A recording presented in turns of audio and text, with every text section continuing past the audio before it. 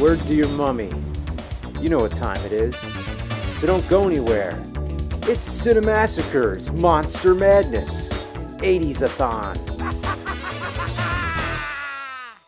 How much more 80s can you get than Teen Wolf? At the time, it was a big deal. It had a sequel and a cartoon series. But how good is the original film? Frankly, it's average, except for one standout feature, Michael J. Fox. Without him, this would be a run-of-the-mill cheesy B-movie, but Fox's likability raises the bar. Everybody knows him as Marty McFly from the Back to the Future trilogy. But he wasn't originally cast as Marty. Another actor, Eric Stoltz, was the original. And while Stoltz was filming Back to the Future, Fox was working on Teen Wolf. In an interview one time, Michael J. said, "Steven Spielberg's down the road doing great movies, and here I am playing a werewolf." Well, of course, the role of Marty was recast, and Fox got the part. It's funny to know that's how Michael J. Fox was picturing himself at the time of the shooting. Embarrassed to be a werewolf. I'm a werewolf. He had Lon Chaney Jr. syndrome. Now I change into a wolf. I turn into a wolf. I change into a wolf. In Teen Wolf, Fox plays Scott Howard, who's just your typical teenager that's upset that his life is too ordinary, but that's all about to change. He plays on the high school basketball team and is lousy. He wants to date the popular chick while being oblivious to a girl named Boof who likes him. What kind of name is Boof, by the way? I assume it's a nickname, but they never bother to explain it.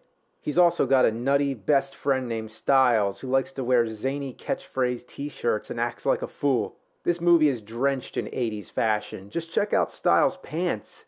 One of his other friends on the basketball team is Chuck, played by Mark Holden, who you might remember as Francis from Pee-wee's Big Adventure. So far, it's all typical stuff until the beast inside Scott begins to emerge. He starts to find hairs on his chest, grows fur on his hands, and notices he's growing pointy ears. And then he makes a full transformation into a wolf. With the transformation scene, they use a lot of cutaways, adding on makeup between each shot. It's not like the Universal movies where they gradually applied makeup to Lon Chaney's face through a series of cross dissolves. It's cheaper, but still works. It turns out his father's a werewolf too. Yeah, it's just a family curse, and Scott is unhappy that his father never told him about it.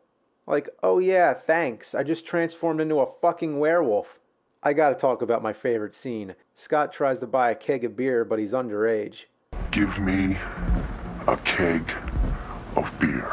And of course, he doesn't ask for any specific kind of beer, just beer. During one of his basketball games, he gets the ball and they all huddle on top of him. His aggression takes over and he becomes a werewolf right in front of everyone's eyes. In real life, everyone would be freaking out, but here, they get excited about having a werewolf on the team and he becomes a real big shot. It makes no sense, but it's a comedy, so you can go with it. Now the popular girl likes him, he's a star player, the team's winning, everything seems to be going good. But going around as a werewolf all the time starts to bring about problems. So in order to win the final game and to get his life all back together and all that good shit, Scott just has to be himself.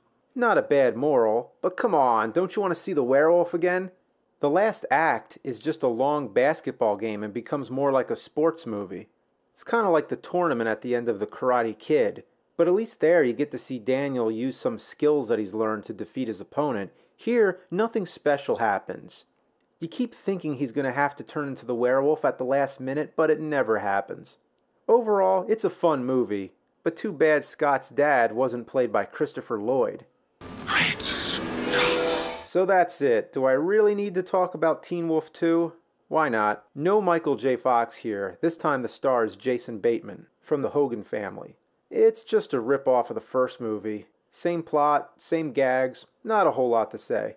Instead of high school, it's college. Instead of basketball, it's boxing. And instead of being a cool movie, it's just a bunch of horse shit.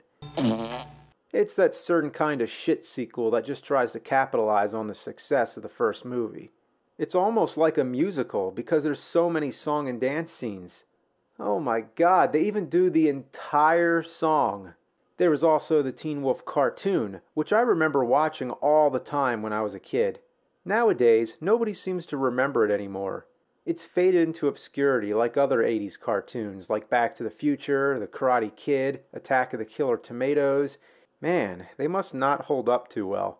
Yeah, the Teen Wolf cartoon, it wasn't that great, but had some memorable voices. You know who that is? Now let's tally the votes. Well, it's the same guy who did Ray Stantz from the real Ghostbusters. Yep, Frank Welker, who was also Megatron and Soundwave.